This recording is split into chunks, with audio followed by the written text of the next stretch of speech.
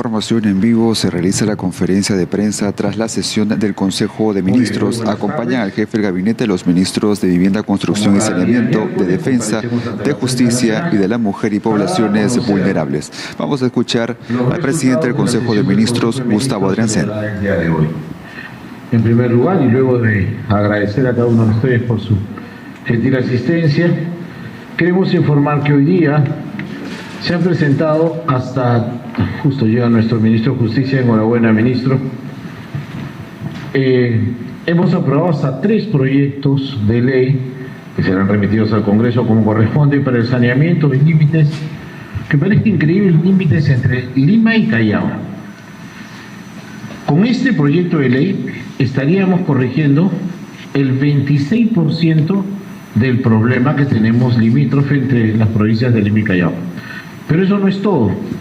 Con esto alcanzamos únicamente el 85%, quedando pendiente un 15% todavía por delimitar. Parece increíble, pero esa es la situación en la capital de la provincia y la provincia constitucional del Callao, que refleja claramente el problema que tenemos al interior del país.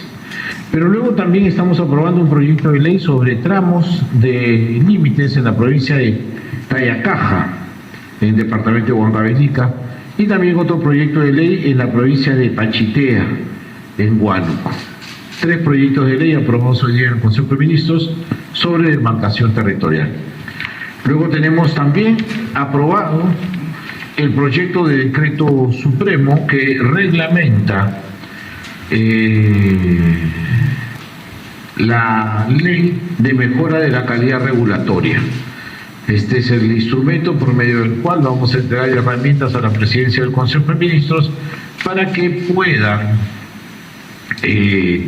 utilizarlo al momento que se hace la revisión normativa desde los test de legalidad y constitucionalidad que se hacen aquí en la PCM. Por otro lado, también tenemos la prórroga de estados de emergencia. Esto es algo sumamente importante. Estamos prorrogando el estado de emergencia en los distritos de Manitea, Quimbiri y Silopunco en la Convención Cusco y en el distrito de Sumagari en la provincia de La Mar en Ayacucho. Pero en adición a ello y obedeciendo a un clamor popular, como consecuencia del fenómeno de lluvias intensas, decenas de distritos y de provincias han estado pidiéndole al Ejecutivo que los declaremos en emergencia. En el primer decreto supremo que hemos aprobado hoy día, estamos considerando un total de 157 distritos. Sabemos que hay más distritos.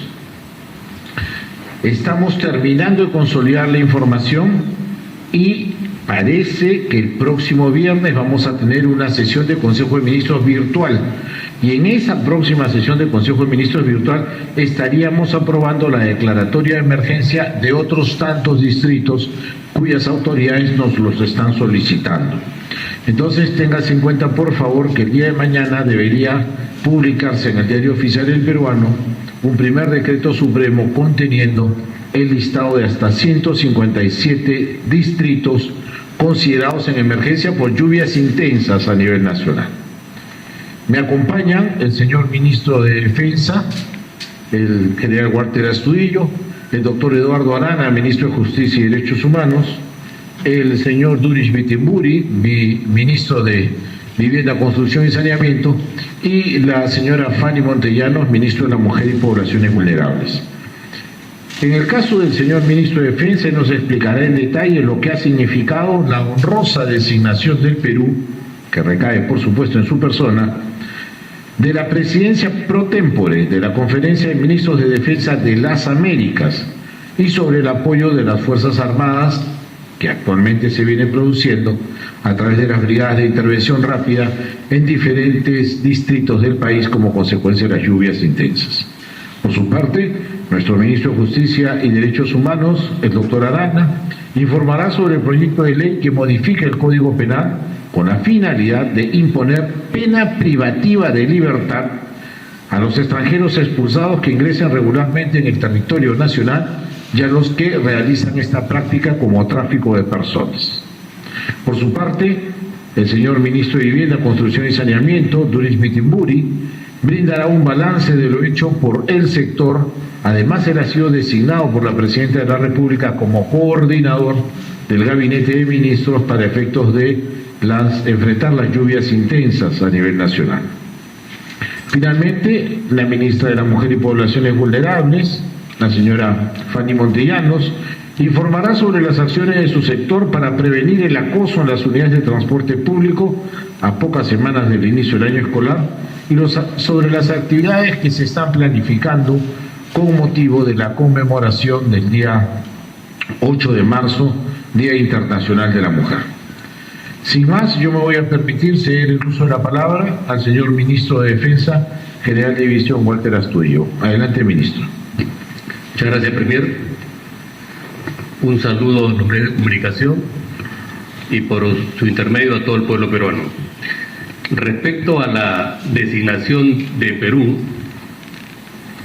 para organizar y liderar la 17ª Conferencia de Ministros de Defensa de las Américas, esto data de octubre del año pasado, 2024, en la 16ª conferencia que he mencionado, que estuvo a cargo del ministro de Defensa de Argentina. Este evento se desarrolló en la ciudad de Mendoza y contó con la participación de los ministros de Defensa de toda la región americana.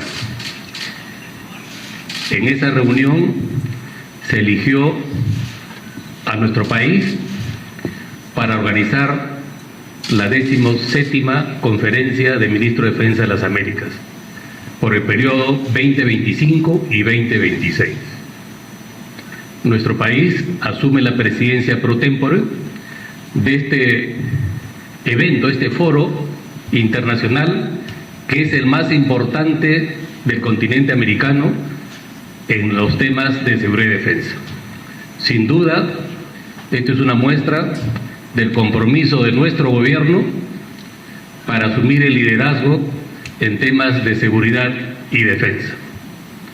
Este es un foro en el cual se definen las políticas y estrategias y particularmente las ideas, reflexión sobre cómo debe ser la respuesta del Estado ante las amenazas globales y particularmente las que afectan a nuestra seguridad hemisférica. Asumimos este reto con mucho entusiasmo y confiados en que estaremos a las alturas de las circunstancias. En este año 2025 se realizarán diferentes agendas, diferentes grupos de trabajo, previo a ello se tendrá que definir los puntos de agenda y está previsto para entre el mes de mayo o junio del 2026 realizarse la conferencia de manera presencial. Todavía no hemos definido si va a ser en la ciudad de Arequipa o en la ciudad de Cusco, pero siempre pensando en estar a la altura de lo que el país o que este gobierno ha venido realizando en los últimos años. Prueba de ello es el éxito de APEC y esta organización tiene que estar a la misma altura porque estamos hablando del prestigio de nuestro país. Respecto a la actuación, pasando al plano local, de frente a la actuación de las Fuerzas Armadas en las inundaciones que se están produciendo a nivel nacional, justamente el día de hoy en el Consejo de Ministros se discutió, se conversó sobre la necesidad de proponer cambios en la legislación actual a fin de permitir que tanto las Fuerzas Armadas como el Instituto Nacional de Defensa Civil puedan actuar durante los 7 procesos de la gestión de riesgo de desastres. ¿Por qué digo eso? Porque la experiencia nos muestra que pese a que están definidos los niveles de emergencia en los cuales actúan los gobiernos locales, me refiero a gobierno distrital, nivel 1, gobierno provincial, gobierno regional, y recién en el 4º nivel, INDECI coordina con o ayuda al gobierno regional, pero nos hemos dado cuenta que sería más importante que tanto INDECI como las Fuerzas Armadas puedan actuar desde el primer momento de la emergencia. Es más, incluso desde la etapa preventiva, porque ello redundará en disponer de todas las capacidades que tiene el Estado para hacer frente de manera más efectiva ante estas emergencias. Por su parte, las Fuerzas Armadas, particularmente el Ejército, tiene desplegados a nivel nacional 22 batallones de ingeniería. El ministro de Vivienda, Construcción y Saneamiento también tiene maquinaria que están siendo empleadas en diferentes zonas. Igual sucede con la Autoridad Nacional del Agua y muchos gobiernos regionales que también tienen disponibilidad. También en la reunión del Consejo de Ministros se estuvo viendo la posibilidad de adquirir mayor cantidad de maquinarias a fin de que todas las provincias puedan disponer de este equipamiento tan útil para poder ser empleados inmediatamente producido la emergencia. Como ustedes pueden ver, y la ciudadanía es testigo, hay un esfuerzo permanente del gobierno nacional e incluso también de los gobiernos regionales para adquirir mayores capacidades y estar en mejores condiciones para atender estas emergencias, siempre pensando en la seguridad y el bienestar de todos los peruanos. Gracias, primero.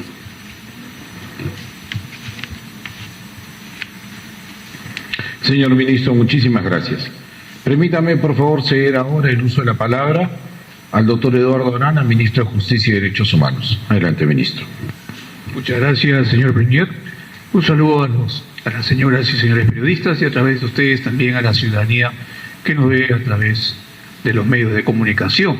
En primer lugar, me gustaría compartir con ustedes algunas noticias que son de interés nacional. El día de ayer hemos expedido un comunicado desde el Ministerio de Justicia en el que expresamos nuestra posición con relación al proyecto de ley del Congreso de la República que modifica la ley de extinción de dominio. Este es un comunicado que se suma a la serie de comunicados en los cuales el Ministerio de Justicia desde el año 2023 viene efectuando coordinaciones con el Poder Judicial, en aquel entonces con el juez supremo Manuel Luján Túpez, coordinador general de esta área de extinción de dominio, con los fiscales también de esta área y en particular también con los procuradores que guardan relación con este tipo de seguimiento criminal. La posición del Ejecutivo en aquel entonces y en los comunicados que hemos dictado el año pasado, cerca de 3, el último en diciembre del 2024 y el que acabamos de expedir el día de ayer, guarda un correlato de una posición que persigue y lo que propone es que la ley, tal como está, debe permanecer, porque la lucha contra la criminalidad en aquellos casos de grandes bandas, en aquellos casos de crimen organizado de alto nivel, debe ser perseguido. La extinción de dominio como modelo procesal y como modelo judicial ha servido muchísimo en la lucha contra la criminalidad. Se ha pretendido señalar, y en algunos casos es probable que algunos fiscales o jueces no hayan expresado adecuadamente sus sentencias, pero eso no significa que el modelo como tal no persiga legalmente el propósito para el cual estaba destinado. En ese sentido, reiteramos nuestra posición y desde luego esperamos que el Congreso de la República asuma una reflexión respecto de la posición que tanto el Ministerio de Justicia, el Poder Judicial y el Ministerio Público han expresado de manera unánime. Otro aspecto que quisiera compartir con ustedes también es que se nos pregunta muchísimo, es con relación a las audiencias sobre la pena de muerte.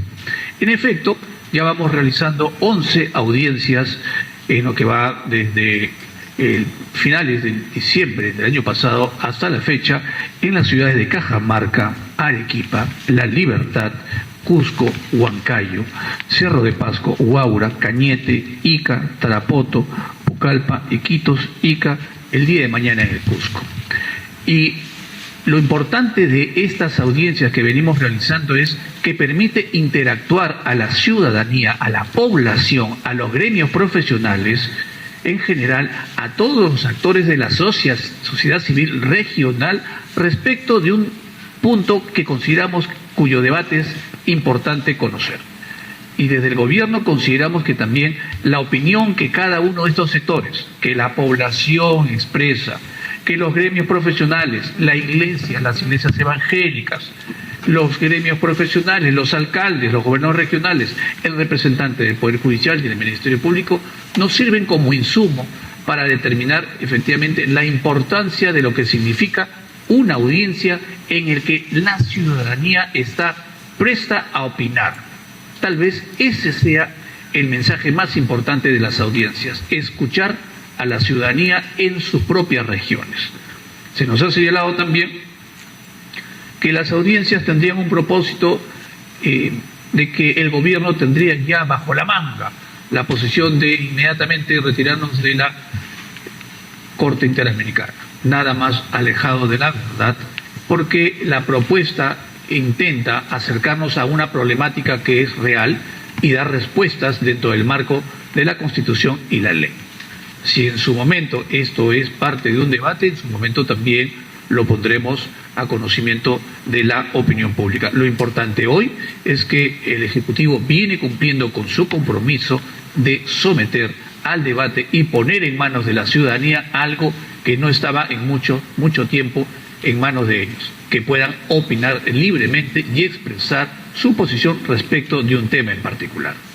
Otro aspecto también que quisiera compartir con ustedes es que ya vamos realizando 8 caravanas de la justicia. El Ministerio de Justicia tiene también dentro de su plan de trabajo lo que hemos denominado caravanas de la justicia, mediante el cual, en coordinación y alianza con los municipios y gobiernos regionales, ofrecemos los servicios que tiene el Ministerio. ¿Qué servicios tiene el Ministerio? La SUNAR, y ustedes verán, el día de ayer el superintendente ha expresado la serie de aspectos en los cuales en este año y medio de gestión venimos cambiando en favor de la ciudadanía. Hay muchos cambios.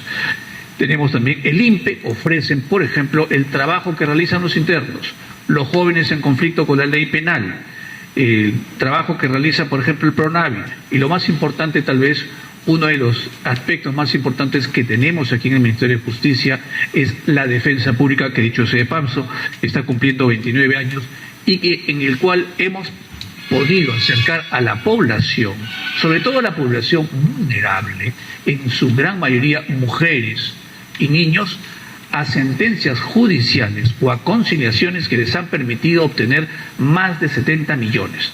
Tenemos en este gobierno se ha atendido a más de 1.200.000 personas, de los cuales 80% representan mujeres en estados vulnerables que han recibido el apoyo de la defensa pública.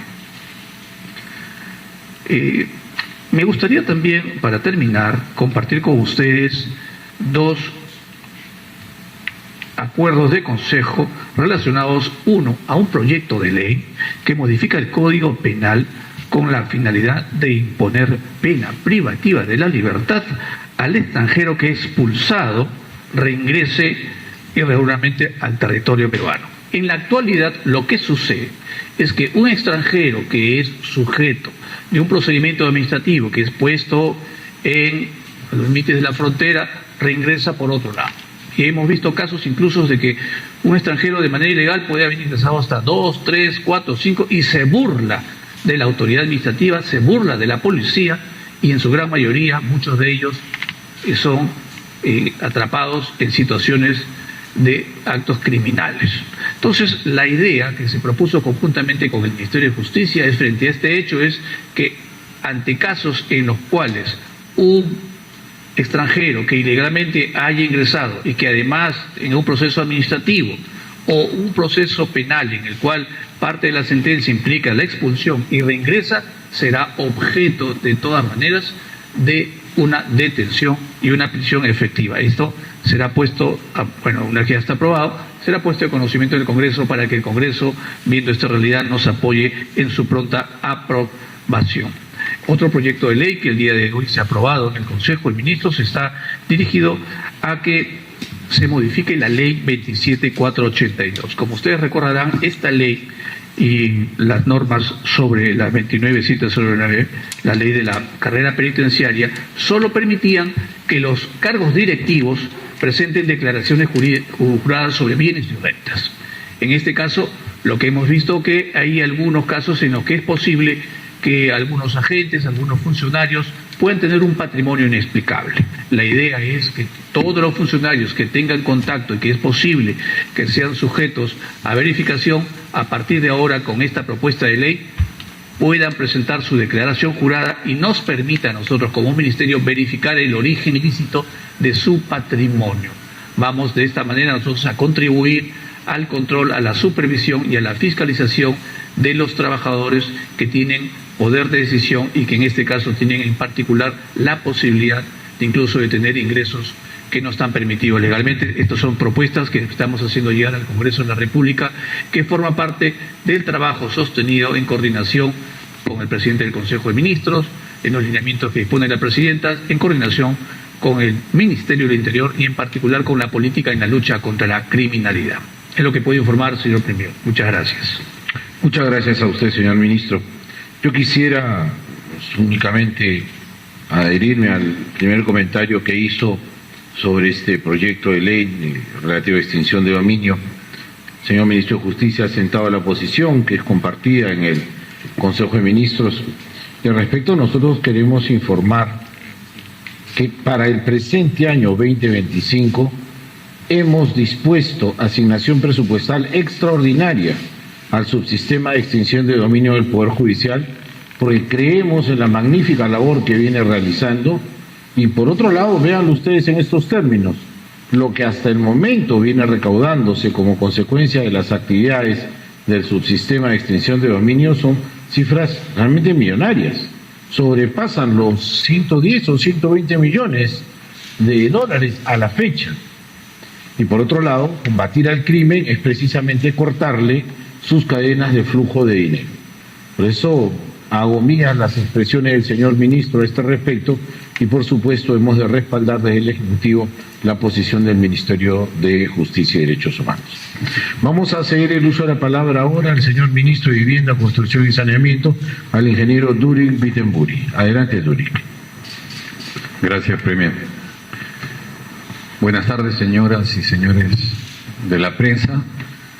Como todos tenemos conocimiento, desde mediados de la semana pasada ha habido un incremento sustancial de lluvias en esta temporada, llegando a un pico el día miércoles 12 de caudal en el río Rima de 132 metros cúbicos por segundo. Para que tengamos una idea de esto, el año 2017, que se dio el gran fenómeno El Niño, llegamos a 185 metros cúbicos por segundo en el río Rímac.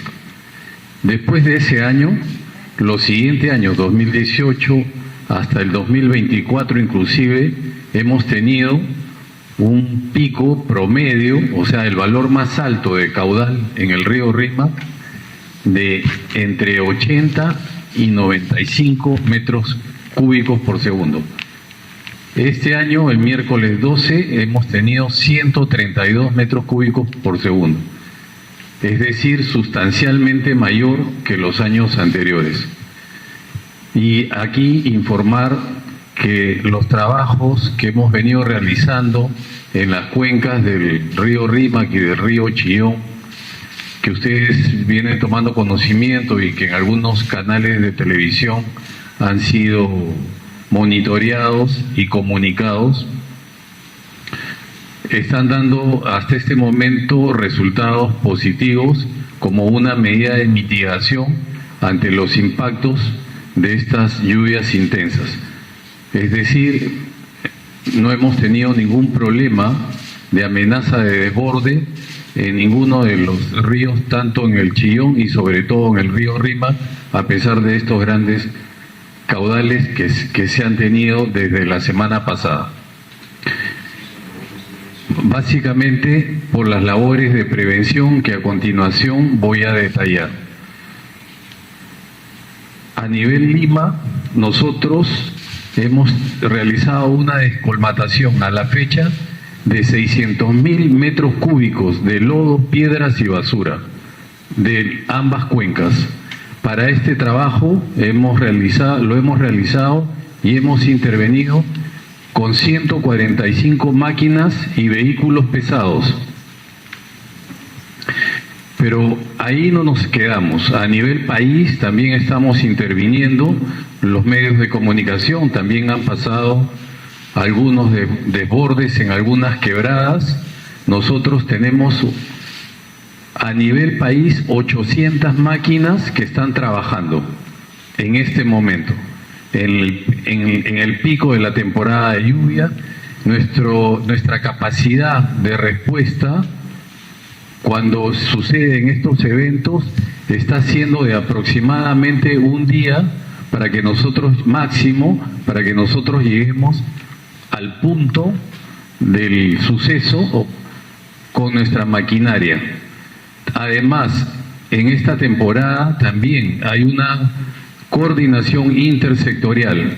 La maquinaria no solamente es del Ministerio de Vivienda, sino también del Midagri, a través del ANA, y del Ministerio de Defensa a través del Ejército.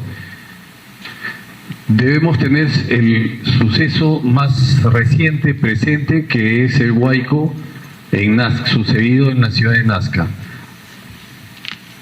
Este sucedió aproximadamente entre las 5 y 6 de la tarde. A la medianoche nosotros ya teníamos capacidad de respuesta, ya teníamos maquinaria en la zona. Al día siguiente se incorporó mayor cantidad de máquinas, un nivel de 20 máquinas trabajando, y además ese mismo día llegaron 5 efectivos del Ejército para poder ayudar en la descolmatación del barro que habían ingresado y del lodo que había ingresado a los domicilios. También quiero precisar de que el día de hoy también por un medio de comunicación se entrevistó a un grupo de pobladores de la zona de Ricardo Palma, Huarochirí, que solicitaron el apoyo del Ejecutivo para la descolmatación y la construcción de 3 diques de contención en la quebrada Montalvo. A las 3 horas el ANA se hizo presente y ya empezaron estos trabajos.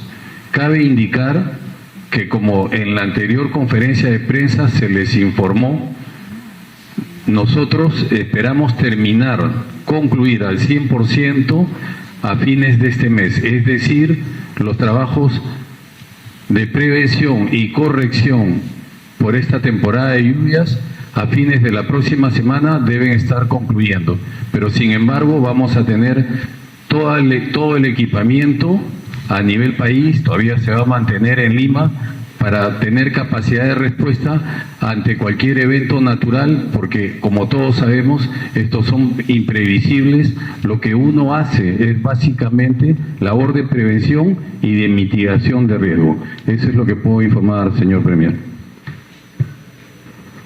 Señor Ministro, muchas gracias.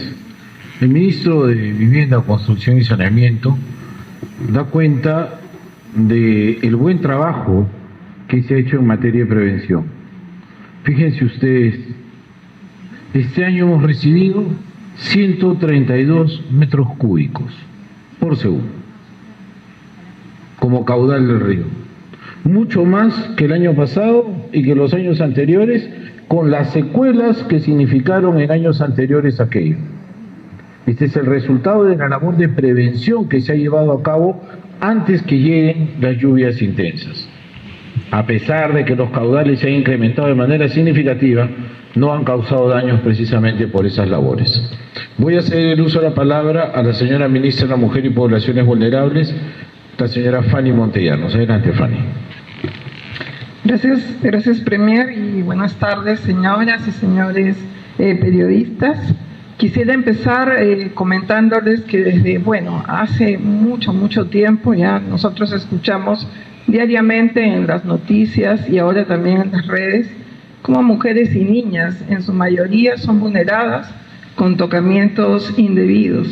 Y eso se le llama ahora acoso callejero en los medios de transporte, y eso es un delito y está sancionado hasta con 8 años de cárcel. Y a veces uno va normalizando esas noticias, y para estos actos nosotros, toda la población tiene que levantar la voz.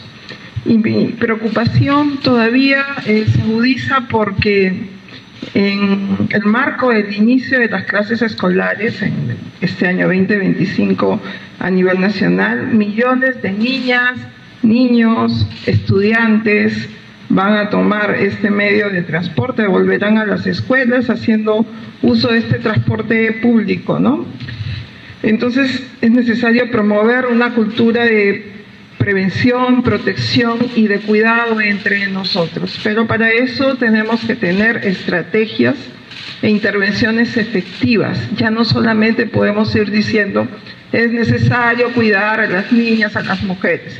Es necesario también hacer algo más de lo que ya se había hecho hasta el momento para que las mujeres no salgan con miedo, por ejemplo, a tomar un medio de transporte público, ¿no?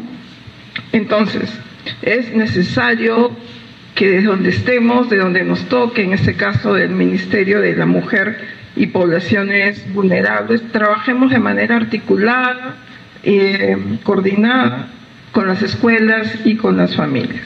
Hace 2 semanas, en una conferencia de prensa, también expliqué cuáles eran las líneas prioritarias de mi gestión.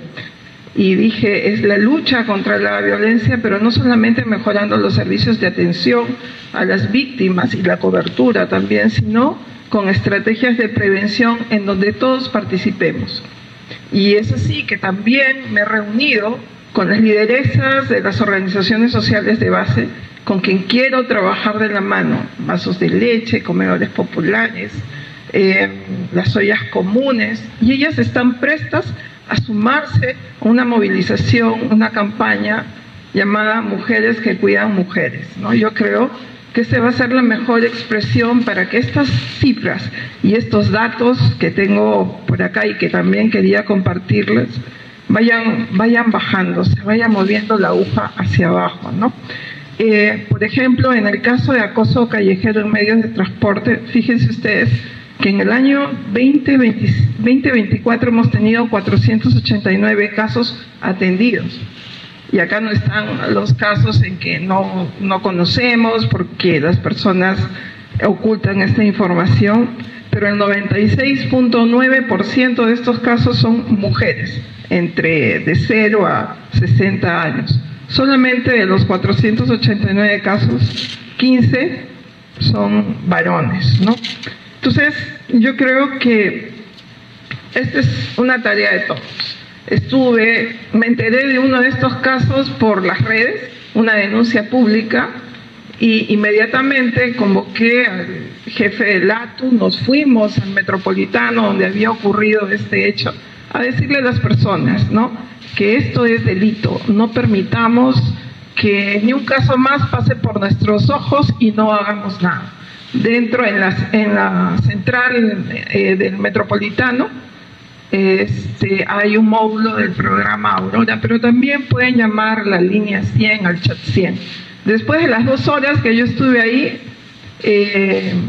tomé conocimiento de otro caso en que la población, mujeres, habían reaccionado, la víctima ya estaba en la comisaría y bueno, se espera que todo el sistema de justicia pueda proceder de esta manera. Entonces, es un tema de todos, inyectemos en la población una cultura del cuidado entre todos nosotros. No podemos esperar que solamente de un sector podamos cambiar la historia, pero sí creo que desde donde nos toque, desde el rol que tengamos, tenemos que hacernos cargo.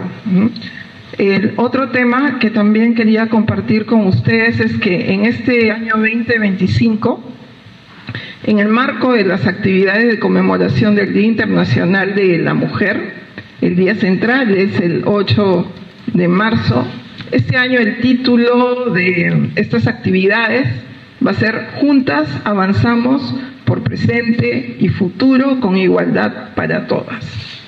Para nosotros, este concepto representa fuerza colectiva de las mujeres, honra sus logros y reconoce también sus capacidades de transformar sus metas y realidad.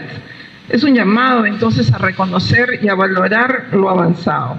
¿Y por qué conmemoramos el 8 de marzo? Es una fecha significativa que reconoce una lucha histórica de las mujeres por la igualdad de los derechos, la justicia, la paz, el desarrollo. Este día visibiliza las desigualdades de género, las diferentes brechas y busca promover la equidad entre mujeres y hombres, en todos estos ámbitos de la sociedad. Estas actividades se van a desarrollar durante todo el mes de marzo, 11 actividades principales. Algunas van a ser en Lima, pero este año queremos también que las actividades sean descentralizadas. Participará todo el Ejecutivo, el Gobierno nacional, regional, la academia y sobre todo la población en su conjunto, quienes son actores claves y aliados para el cumplimiento de los objetivos de nuestro sector. Hay actividades, como les dije, en Lima, en regiones, con mujeres, pero también con niñas y sus familias.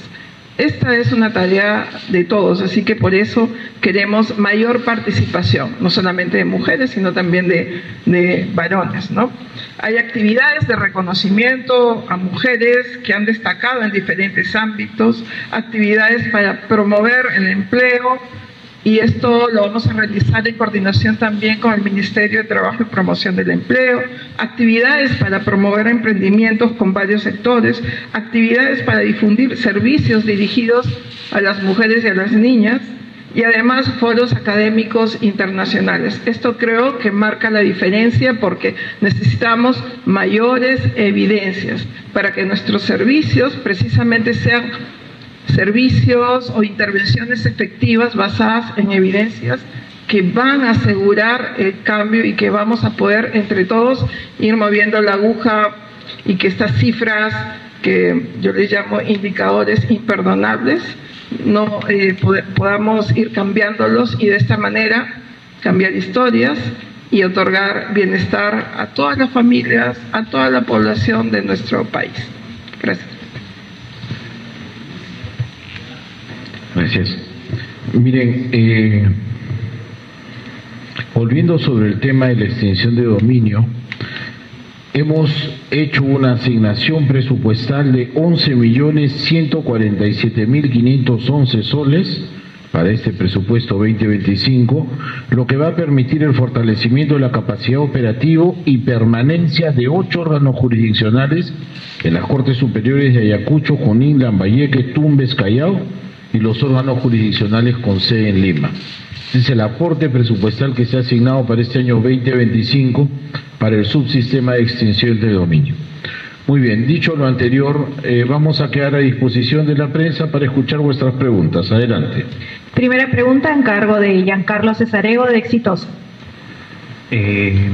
Premier, ¿qué tal? Buenas tardes. Estamos en vivo para Exitosa. Le queríamos hacer la siguiente consulta. En estos últimos días se ha revelado que la hermana de la presidenta Dina Boluarte, René Boluarte, es asesora principal de la Junta Nacional de Justicia, lo que evidentemente ha generado cierta conmoción en algunos ciudadanos debido al órgano jurisprudente, ¿no? Adicionalmente, Premier, también consultarle sobre el vocero del Mininter, Carlos López, ya que ya se le ha consultado con anterioridad y él es una persona que ha sido contratada, de dónde está saliendo su sueldo, ya que no pertenece al Mininter, y si nos puede dar un mayor panorama al respecto. Lo escucho. Bueno, muchas gracias. Ya unas semanas atrás, un par de semanas atrás, me dijeron, esto la verdad ya va pasando de rojo a colorado y se va tornando en verdad algo más odioso, porque me preguntaron las semanas anteriores sobre el embajador Campana Boluarte, que es primo de la señora presidenta, y yo en aquella ocasión dije que el embajador tenía más de 35 años en el servicio diplomático, que era diplomático antes que la señora presidenta ingrese al servicio público. Y yo no sé por qué razón a un embajador con esa experiencia cuestionaban que ahora esté formando parte de una comisión en la Cancillería. En el caso de la hermana de la señora presidenta, ella empezó a trabajar en el antiguo Consejo Nacional de la Magistratura aproximadamente el año 95. Fue nombrada en el año 2001. 30 años de servicio en la misma entidad, y yo no entiendo por qué razón vienen a cuestionar ustedes aquello. 30 años de servicio. Ya formaba parte de esa institución antes que la señora presidenta inicie su carrera en la administración pública. Yo no puedo sino derivar de todo esto, es una suerte de acoso.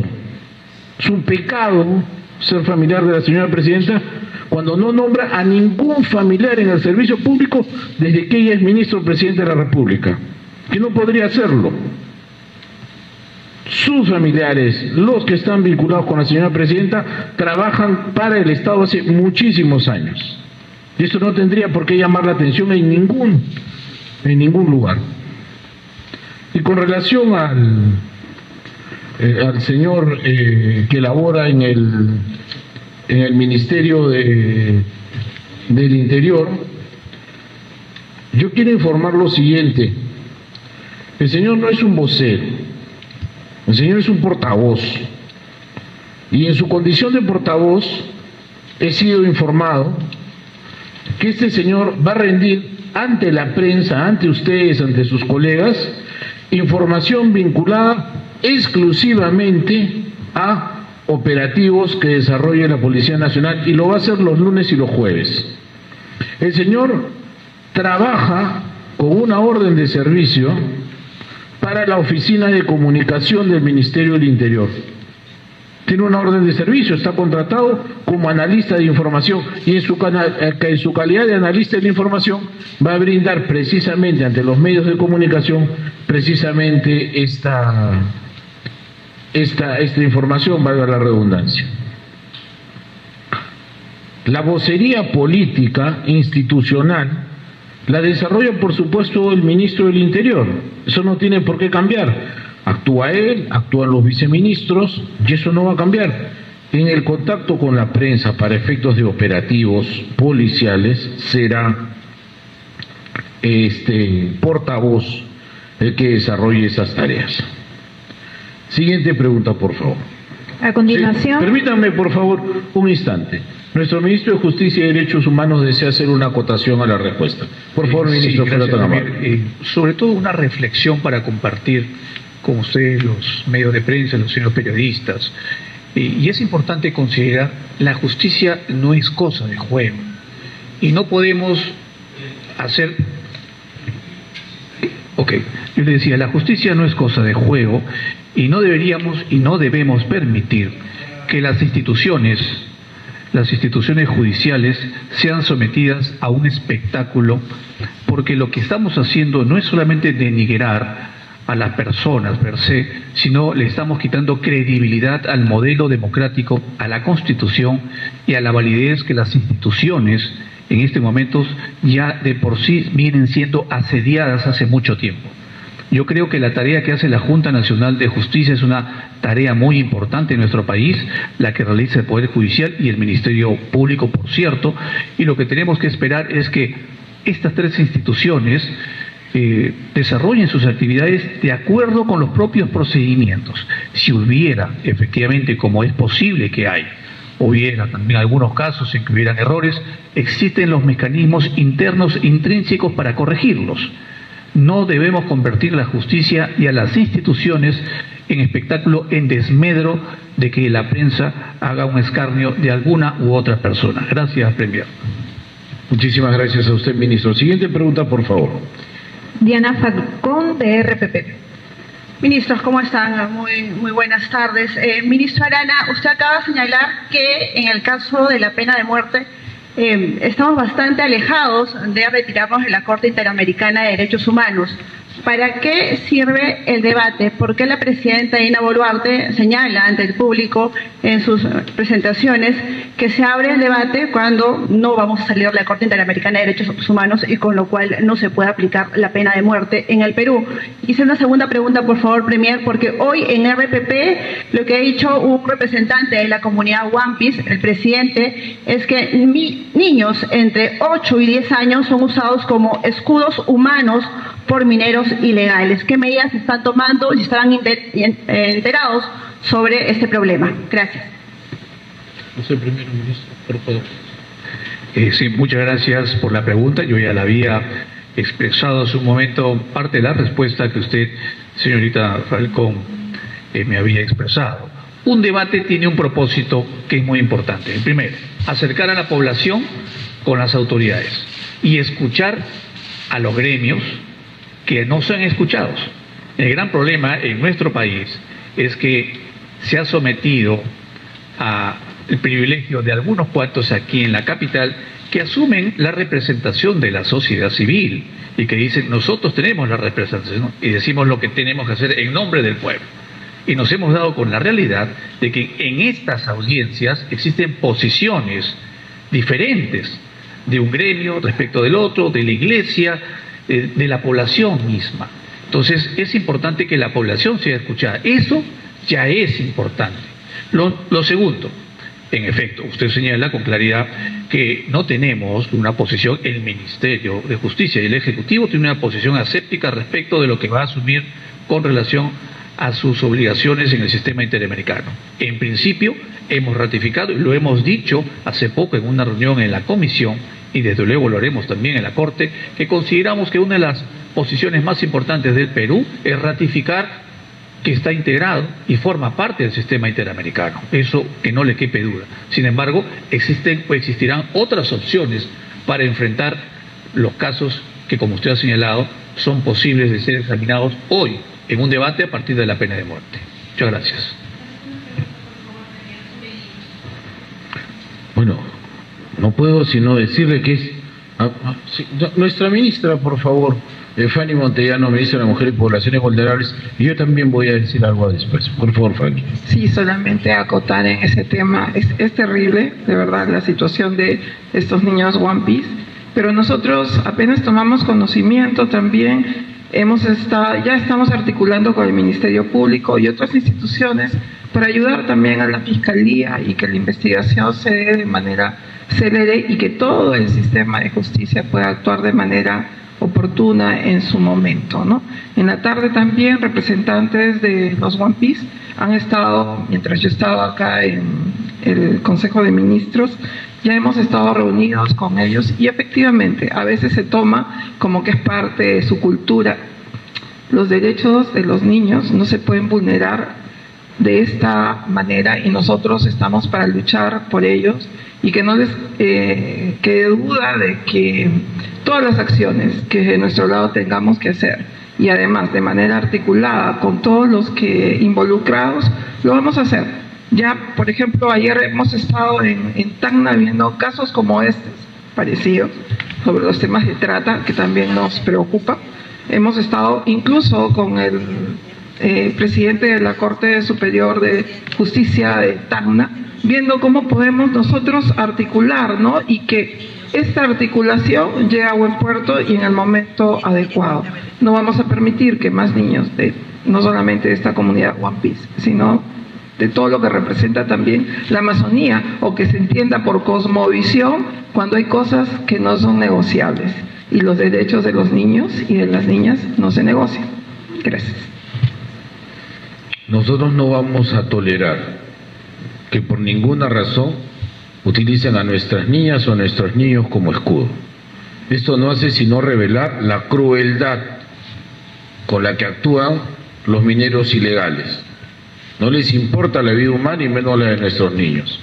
Y haremos que sobre ellos recaiga la mayor severidad posible. Al momento que sean investigados, juzgados, deberán ser condenados por estos crímenes atroces. Siguiente pregunta, por favor. A continuación, Fiorella Martínez, de Panamericana. Buenas tardes, presidente. Buenas tardes, ministros. Nos gustaría conocer qué es lo que está sucediendo al interior del Ministerio del Interior. Lo que pasa es que se difundió una imagen de supuestos integrantes de los pulpos que estaban con policías al interior de un sauna. Hasta ese momento emitieron un comunicado y señalaron que iban a incluso separar a estos policías y que se iba a iniciar toda una investigación. Sin embargo, hoy ha salido un empresario señalando que no es integrante de los pulpos y que las personas que acompañaban en esta foto eran sus trabajadores y que los policías le habrían brindado respaldo porque él era víctima de la extorsión. ¿Qué está pasando al interior? ¿Qué respuesta tienen ustedes? Porque él ha adelantado que va a iniciar una demanda contra la policía y contra el Ministerio del Interior. Bueno, el ciudadano está en todo su derecho y por supuesto, como ya se anunció desde el Ministerio del Interior, lo que vamos a hacer nosotros es realizar una investigación exhaustiva y naturalmente esto no es algo que deberíamos tolerar. Yo confío que la investigación que se va a llevar a cabo desde la Policía Nacional va a determinar con exactitud el nivel de responsabilidad que tiene y se harán los delindes respectivos. Si este ciudadano se siente ofendido, por supuesto, que interponga la denuncia correspondiente a efectos de hacer valer su derecho. Siguiente pregunta, por favor. Gracias. A continuación, Helen Vances, de Canal N. Buenas tardes, primer ministro. Regresar a insistir con el tema de la presencia y la necesidad de tener un vocero en el Ministerio del Interior, porque de diversos sectores se ha cuestionado la presencia y la necesidad justamente que plantea tener en este momento a esta figura. Usted ha indicado que no es un vocero, es un portavoz. En todo caso, me gustaría que nos precise cuál es la diferencia para usted, por favor. Bueno, en realidad yo no veo de que ocurra nada que tenga que sorprender. Mire usted, un colega vuestro muy conocido, que trabajó años en los medios de comunicación, ha actuado como vocero de la Contraloría General de la República, ¿usted lo recuerda? La Fiscalía de la Nación tiene también un vocero. No sé por qué tenga que sorprender que el Ministerio del Interior pueda tener uno. Yo no le veo nada extraño y no le veo nada ilegal tampoco. La necesidad es comunicarse mejor con ustedes, ninguna otra. Lo hace el ministro, pero ahora va a haber una persona que es portavoz que se va a encargar lunes y jueves de hacerle llegar a la prensa la información en detalle de todos los operativos policiales. ¿Qué tiene de malo? No tiene nada de malo y no tiene nada ilegal. ¿Por qué lo cuestionan ustedes? ¿No les satisface tener una vía de comunicación adicional a la que ya existe? Yo, en realidad, usted me pregunta, yo le doy mi opinión. El ministro también lo ha manifestado así me lo ha comentado, yo lo encuentro totalmente razonable. No le veo nada de malo, ni ilegal tampoco. Siguiente pregunta, por favor. A continuación, Kevin García, de La República. ¿Qué tal, Premier? Muy buenas tardes. Respecto a lo que está sucediendo en el Congreso, ¿considera excesivo el presupuesto que el Congreso está proyectando en gastar como un nuevo buffet o cómo lo justifica? Y si podría, por favor, también precisarme, más de 300 colegios han cerrado por extorsión. En base a estas cifras, ¿ustedes van a seguir respaldando la labor que está cumpliendo el Ministerio del Interior? Muchas gracias. Constitucionalmente el Congreso de la República decreta su presupuesto. Es la única entidad en todo el aparato del Estado que constitucionalmente tiene esa facultad. Yo estoy seguro que las autoridades del Congreso, naturalmente, al momento de decretar y ser aprobado su presupuesto, decidirán de la mejor manera posible cuál es la manera de distribuir y emplear este presupuesto. Yo confío que los dirigentes del Congreso, sus titulares, el presidente y la mesa directiva actuarán con la certeza que esto requiere. Y más allá de la crítica, estoy seguro que también sabrán dar explicaciones a ese respecto. Con relación al cierre de 300 instituciones educativas, mire usted, estamos aproximadamente a un mes del inicio del año escolar y ya nos informaba hoy día el ministro de Educación que se han iniciado las actividades relativas al inicio del buen año escolar. Inicio del buen año escolar que nos debe comprometer a todos. Y cuando digo a todos, hablo del Ministerio de Educación, por supuesto, hablo también de las asociaciones de padres de familias y hablo en especial del gremio magisterial. Todos ellos van a recibir el respaldo de la Policía Nacional del Perú a efectos de que puedan realizar sus labores educativas sin ninguna interrupción. Y por supuesto nosotros rechazamos cualquier acto que tenga que verse vinculado con extorsión que genere el cierre de estas entidades educativas. En todo caso, nosotros hemos escuchado al ministro del Interior, hay canales de comunicación con la Policía Nacional dedicados exclusivamente a atender estas denuncias por extorsión, que ese es el camino que debemos de seguir. Siguiente pregunta, por favor.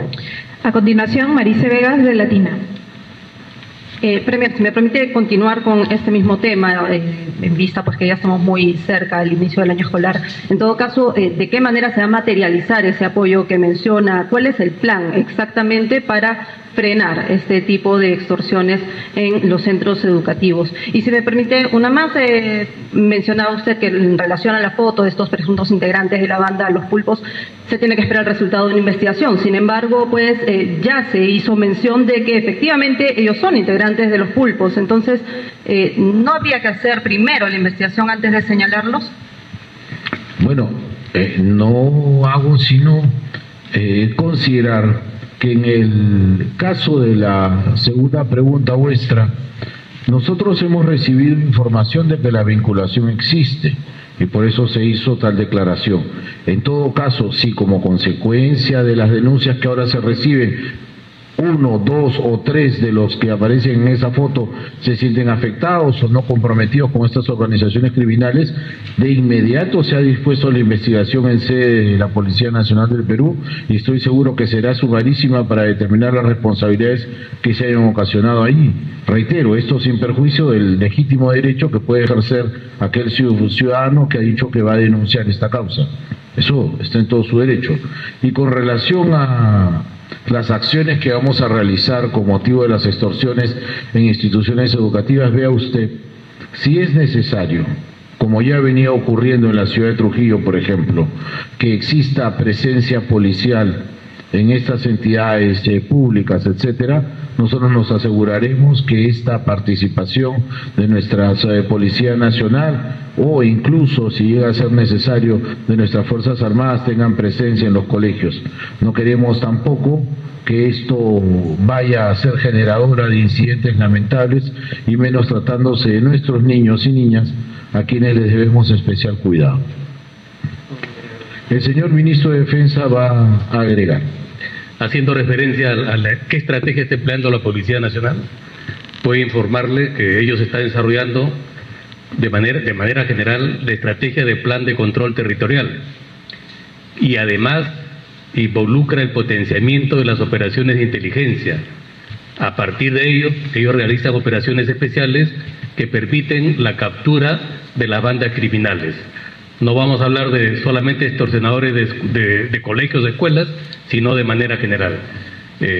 Prueba de ello, un indicador que debe alertarnos, es que efectivamente las capturas diariamente se están produciendo, pero también entender que el tema de la inseguridad ciudadana es un tema de largo plazo. Lo importante es que se están dando muestras del gobierno, tal es así que constituye una política prioritaria que viene implementando el gobierno desde el año pasado. Última pregunta a cargo de Karina Reina Farge, de ATV. Muy buenas tardes, ministros. Premier, estamos en vivo para TV Más Noticias. Premier, directamente la pregunta, porque con respecto a la denuncia que hizo el empresario trujillano, señalando que él no tenía relación con la organización criminal Los Pulpos, ¿no? Y señalando directamente que fue un error del ministro del Interior, también ha habido una denuncia anterior que hizo un miembro de un serenazgo, ¿no? Al señalar que el ministro se había equivocado, a señalarlo a él como extorsionador. ¿Habla usted con el ministro Santibáñez? ¿Ha habido una llamada de atención? Porque ya son 2 denuncias, ¿no?, de estos errores que se viene dando en el Ministerio del Interior. Y por otro lado, queríamos saber si ya se había establecido, ¿no?, que el señor Julio de Martini vaya a ser el embajador en el Vaticano. Esas dos preguntas, por favor. Mire usted, es la tercera vez que insiste en esta pregunta, yo ya no sé cómo responderlo. El ciudadano trujillano que se haya podido sentir afectado por la declaración que ha ocurrido puede ejercer libremente su derecho de presentar una denuncia o una querella según corresponda. Usted lo ha calificado en todo caso como un error. Vamos a esperar que las investigaciones se realicen para saber si efectivamente estamos frente a un error o no. La Policía Nacional está haciendo una investigación.